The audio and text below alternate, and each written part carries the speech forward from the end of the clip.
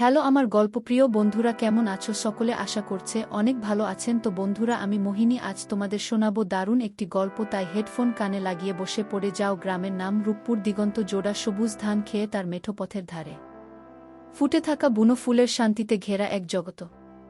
এই গ্রামেরই এক প্রান্তে থাকত মোহিনী। টানাটানা চোখ, ঘন কালো চুল আর শ্যামলা মুখে এক অদ্ভুত মায়া নিয়ে সে ছিল যেন গ্রামেরই প্রতিচ্ছবি, সরল, সুন্দর আর শান্ত। তার বাবা হরিপদ দিনমজুরের কাজ করতেন, আর মা লক্ষ্মী পরের বাড়িতে কাজ করে কোনোমতে সংসার চালাতেন।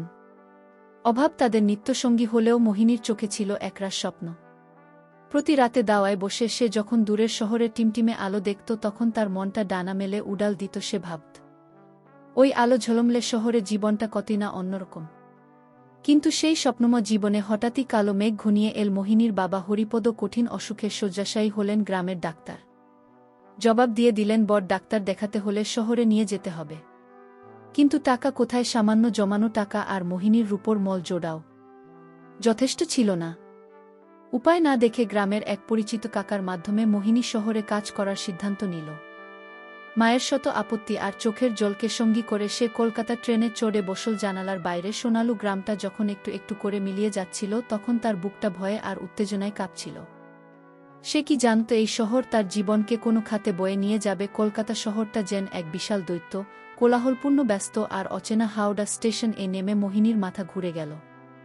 তার কাকা তাকে শহরের এক অভিজাত এলাকা বালিগঞ্জে এক বিশাল বাড়িতে নিয়ে এলেন। বাড়ির নাম শান্তিনিবাস চৌধুরী।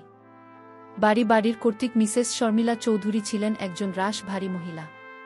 তিনি মোহিনীকে আপাদমস্তক মেপে নিয়ে বাড়ির কঠিন নিয়মকানুন বুঝিয়ে দিলেন। ঘর মোছা, বাসন মাজা থেকে শুরু করে রান্নাঘরে সাহায্য করা সবই করতে হবে। মাইনে সামান্য হলেও অসুস্থ বাবার মুখটা মনে করে মোহিনী সবকিছু মেনে নিল। চৌধুরী পরিবারে কর্তা মিস্টার অমিতাভ চৌধুরী, তার স্ত্রী শর্মিলা এবং তাদের একমাত্র ছেলে রাহুল থাকত। রাহুল তখন বিলের থেকে ছুটিতে বাড়ি এসেছিল। প্রথম কয়েক মাস মোহিনীর খুব কষ্টে কাটল। শহরের জীবনের সাথে মানিয়ে নিতে তার ভীষণ অসুবিধে হচ্ছিল। গ্রামের সেই শান্ত পরিবেশের জন্য মন কেমন করত। মিসেস চৌধুরীর কড়া শাসন আর অন্য কাজের লোকেদের টিপ্পনী ছিল তার নিত্যসঙ্গী। এই কঠোর রুটিনের মধ্যেই এক পশলা বৃষ্টির মতো তার জীবনে এলো রাহুল। সে ছিল তার বাবা মায়ের থেকে সম্পূর্ণ আলাদা, শান্ত, ভদ্র এবং কিছুটা একাকী। একদিন সন্ধ্যায় বাগানে কাজ করার সময় হঠাৎ কালবৈশাখী ঝড় উঠলে মোহিনী বারান্দা আশ্রয় নেয়। সেখানেই দাঁড়িয়ে বৃষ্টি দেখছিল রাহুল। মোহিনীকে দেখে সে মৃদু হেসে তার নাম জিজ্ঞেস করে। সেই প্রথম চৌধুরী বাড়িতে কেউ তার সাথে এত সুন্দর করে কথা বলল। এরপর থেকেই তাদের মধ্যে ধীরে ধীরে কথা শুরু হল। রাহুল তাকে বই এনে দিত, তার সাথে গ্রামের গল্প শুনত, নিজের একাকী জীবনের কথা বলত। মোহিনী রাহুলের মধ্যে এমন একজনকে খুঁজে পেল যে তাকে শুধু কাজের মেয়ে হিসেবে নয়, একজন মানুষ হিসেবে সম্মান করত। নিজের অজান্তেই মোহিনীর মনে রাহুলের জন্য এক বিশেষ জায়গা তৈরি হতে শুরু করল। তাদের সম্পর্কটা গভীর হতে বেশি সময় লাগল না। রাতের নিস্তব্ধতায় তারা লুকিয়ে দেখা করত।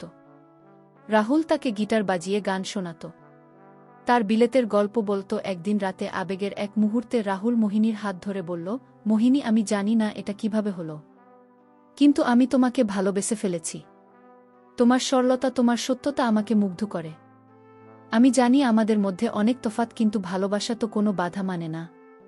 মোহিনীর চোখে আনন্দাস্ত্র চলে এল। সেও তার ভালোবাসার কথা স্বীকার করল। সেই রাতে তারা একে অপরকে প্রতিশ্রুতি দিল, কোনোদিন একে অপরকে ছেড়ে যাবে না। তাদের ভালোবাসা আরও গভীর হল। মোহিনী তার সর্বস্ব রাহুলকে উজাড় করে দিল, এই বিশ্বাসে যে এই ভালোবাসাই তার জীবনের হচ্ছে বড় প্রাপ্তি। কিন্তু স্বপ্নেরও শেষ থাকে। রাহুলের ছুটি শেষ হয়ে আসছিল এবং তার আচরণেও পরিবর্তন আসতে শুরু করল। সে আগের মতো আর সময় দিত না, বন্ধুদের সাথে পার্টিতে ব্যস্ত থাকত। একদিন রাহুলের বন্ধুরা বাড়িতে এলে তাদের সামনেই রাহুল মোহিনীকে কাজের লোক বলে পরিচয় দিল। কথাটা একটা ধারালো ছুরির মতো মোহিনীর বুকে বিঁধল। এর কিছুদিন পরেই মিসেস শর্মিলা রাহুলের জন্য এক ধনী শিল্পপতির মেয়ে রিয়ার সাথে তার বিয়ে ঠিক করলেন। রাহুল মোহিনীকে বোঝানোর চেষ্টা করল যে সে শুধুমাত্র বাবা মায়ের মন রাখার জন্য এসব করছে, কিন্তু তার ভালোবাসা শুধু মোহিনীর জন্যই ঠিক। এই সময়টাতেই মোহিনী বুঝতে পারল সে মা হতে চলেছে। তার শরীরে রাহুলের ভালোবাসার চিহ্ন। সে ভেবেছিল এই খবরটা শুনে হয়তো রাহুল সব বাধা অগ্রাহ্য করে তাকে গ্রহণ করবে। কিন্তু তার ভাবনা ভুল ছিল। এক রাতে যখন সে রাহুলকে এই খবরটা দিল তখন রাহুলের মুখ ভয়ে ফ্যাকাশে হয়ে গেল। সে চিৎকার করে বলল, এটা অসম্ভব।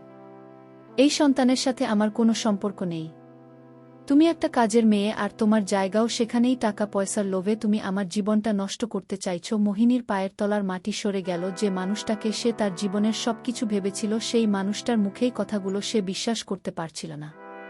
পরদিন সকালে মিসেস চৌধুরী মোহিনীকে চুরির অপবাদ দিয়ে বাড়ি থেকে বের করে দিলেন। অসহায় গর্ভবতী মোহিনী যখন শেষবারের মতো রাহুলের দিকে তাকাল তখন রাহুল মুখ ফিরিয়ে নিল। তার চোখে ছিল শুধু ঘৃণা আর অবহেলা। কলকাতা শহরের রাস্তায় একা নিঃস্ব মোহিনী কোথায় যাবে, কি করবে কিছুই বুঝতে পারছিল না। কিন্তু তার গর্ভের সন্তান তাকে বাঁচার নতুন প্রেরণা দিল।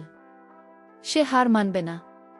তার সন্তানের জন্য তাকে বাঁচতে হবে। অনেক কষ্টে সে একটা বস্তি এলাকায় একটা ছোট ঘর ভাড়া নিয়ে চায়ের দোকানে বাসন মাজার কাজ নিল। সারাদিন হাত ভাঙা খাটুনি পর সে যখন ঘরে ফিরত তখন তার শরীর আর চলত না।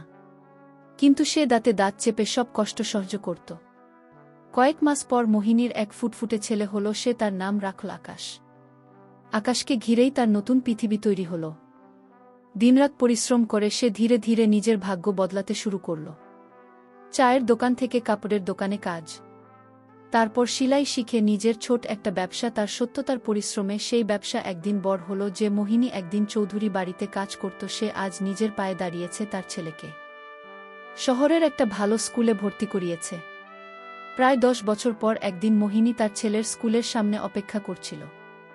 হঠাৎ একটা দামি গাড়ি তার সামনে এসে থামল। গাড়ি থেকে যে নামল তাকে দেখে মোহিনীর বুকের ভিতরটা কেঁপে উঠল।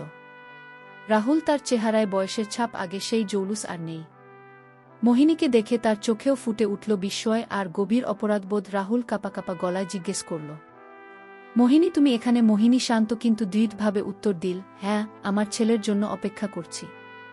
ঠিক তখনই আকাশ দৌড়ে এসে মোহিনীকে জড়িয়ে ধরে বলল, মা চলো বাড়ি যাই। রাহুল অপলক দৃষ্টিতে আকাশের দিকে তাকিয়ে থাকল। তার চোখ দিয়ে জল গড়িয়ে পড়ল। সে ফিসফিস করে জিজ্ঞেস করল, ও কি আমার? মোহিনী তাকে কথা শেষ করতে দিল না।